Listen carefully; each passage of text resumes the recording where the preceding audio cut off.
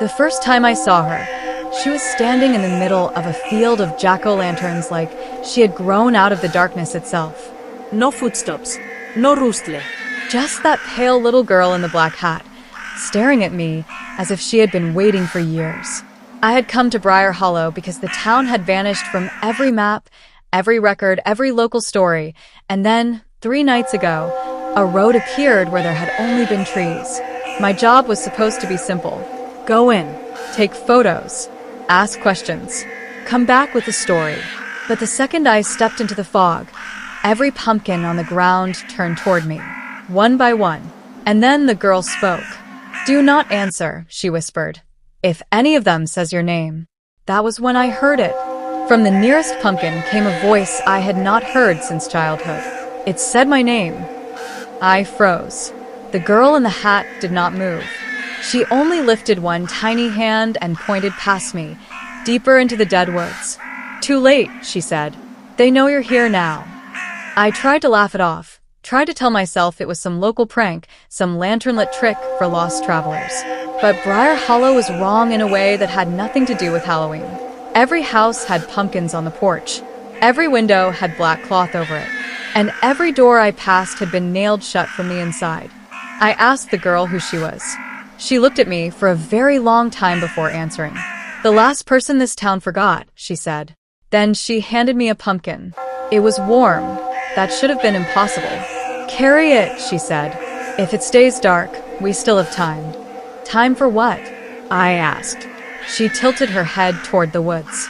"Before midnight," she said, "something under the roots wakes up and starts looking for a face."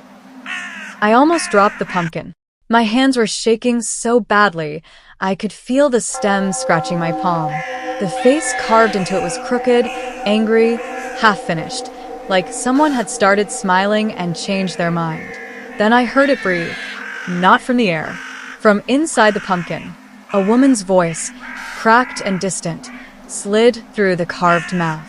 "Don't let it find the spare faces." I stumbled backward. The girl's eyes widened for the first time.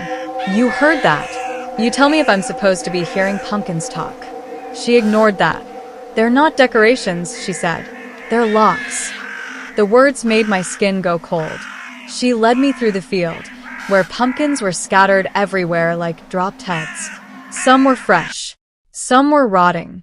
Some had names carved into them so deep the cuts looked older than bone. One pumpkin rolled into my path and stopped. Then, in a small, strangled voice, it said the nickname only my mother used when I was 6. No one in that town should have known it. Not unless they had known me before. I asked her how that was possible. She didn't answer right away. Instead, she walked me to the edge of a cemetery where the graves had split open from the inside. And growing out of the dirt were pumpkins, hundreds of them, some fat and bright, some thin and pale, some with faces so twisted they looked human only by accident. "The town used to be called St. Vale," she said quietly. "Then one harvest, everyone woke up and forgot how to leave." I stared at the graveyard. There were no flowers, No crosses. just pumpkins, each one turned toward the center of the field like they were worshipping something buried beneath them. She crouched beside one of the graves and brushed the dirt away. A name was carved into the stone. My surname. I felt my throat tighten. "That's not possible," I said. The girl stood slowly. "Your family has been coming back here for generations." Before I could ask what she meant, a bell rang somewhere underground. One slow note, then another. And every pumpkin in the cemetery answered with a soft whisper. I looked at her. She was staring at the chapel at the end of the field. "Now," she said, "you need to see what your mother left behind." The chapel doors were already open. Inside, the air smelled like wax, damp wood, and something sweetly rotten beneath it, like fruit left too long in the dark. The walls were lined with candles, but none of them were lit. Yet the room was bright. Not from light, from the faces. Carved faces, all staring from the stone walls. Smiling, screaming, empty-eyed. Some had names etched under the mouths. Some had dates. Some had nothing at all. At the altar sat a book bound in black leather. I opened it. Every page held a name. Some were crossed out. Some were underlined. Some had been rewritten over and over as if the writer was trying to remember who they belonged to. Then I saw mine. Twice. Once in ink, once in ash. My mother had told me, before she died, never to come back to the town where she was born. She said there were places in the world that remembered people better than families did. I used to think that was poetry. Now, I wasn't so sure. A sound came from beneath the floorboards. 3 taps. Then a voice I knew too well. My mother's voice. "Don't trust the girl in the hat," it whispered. "She's already been carved once." I backed away so fast, I nearly knocked over the book. The girl in the hat did not look surprised. She's lying, I said. "Maybe," she replied. "Or maybe she's trying to save you." The floor creaked again. Something moved below us. I turned to the girl. "What is under this chapel?" She swallowed, and for the first time her voice lost its calm. "The thing that wears faces." Isterte her. She pointed at the book. Every year, the town feeds it a memory, a name, a face. That's why the pumpkins whisper. They're the leftovers. The town can only hide the thing by giving it something to wear. My stomach turned. She took one step closer. "You think I'm one of them," she said. "But I'm not a witch. I'm not a ghost either." She reached up and touched the brim of her hat. "I'm what was left when they tried to erase the first child they ever offered." The room seemed to shrink around her. "No reflection," she said. No shadow. "No record. Just a rumor that learned how to walk." Then she looked at the floor. "And if we don't open the cellar door before midnight, it won't wear a pumpkin this time. It'll wear you." The cellar door was hidden behind the altar. My hand shook as I forced it open. A breath of cold air rolled up from below, so old it felt borrowed from another century. The stairs were narrow, wet, and slick with something that glistened in the dark. We went down anyway. At the bottom was a room I still can't explain. Hundreds of pumpkins sat on shelves from floor to ceiling, each one preserved like a relic. Some were carved into crying faces. Some were smiling. Some had eyes that looked real. And every single one had a name carved inside the hollow. Not outside. Inside. In the center of the room burned a black lantern. No flame. No smoke. Just darkness, so dense it seemed to bend the air. I reached for it. The instant my fingers touched the glass, memories hit me like a flood. A porch.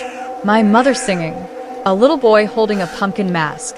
The road to Briar Hollow. The girl in the hat, standing where she was standing now, only younger. I staggered back. No. Y whispered. That's not possible. She stared at me with sudden sadness. "You were here before," she said. "You just didn't come home with your memory." My head was spinning. The room felt different now, like the walls had shifted while I was looking away. I remembered dreams. Not clear dreams, just fragments. A candle. A bell. My mother crying. A hand pushing my face into the dark and telling me not to look back. The girl watched me carefully. "You kept hearing the town in your sleep," she said. "Didn't you?" I couldn't answer, because she was right. For years, I had heard a whisper at the edge of my dreams. A road. A bell. A voice calling me by a name I had almost forgotten. My mother had not died in a fire. She had stayed. She had sealed herself into whatever was under this town to keep it from reaching me.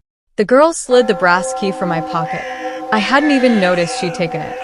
She held it up to the black lantern. "It was your mother's," she said. "And this is the last lock." The key fit into an iron door hidden behind the shelves. When I opened it, the room beyond was breathing. Roots moved across the ceiling like veins. And at the center of them all was something huge, something alive, something that sounded like the whole town speaking at once. It was a heart. That is the only word my mind could find. A heart made of bark, bone, and dirt, buried beneath the chapel and feeding on the old roots of Briar Hollow. Every pulse sent a ripple through the walls. Every pulse made the pumpkins upstairs whisper louder. Then it spoke. Not in one voice. In many. Some sounded old. Some sounded young. Some sounded like people crying in their sleep. And one of them sounded exactly like mine. "We remember you," it said. I backed away, but the girl caught my arm. "Don't listen to it," she said. "That's how it gets inside." Then the thing beneath the town began to laugh. It told me my mother had not only stayed to seal it, she had become part of it. It told me every memory I had lost had been used as fertilizer. And then it said the words that nearly broke me. "You are not here to save the town. You are here to replace the seal." I turned to the girl. She was shaking now. Not from fear, from anger, because suddenly I understood.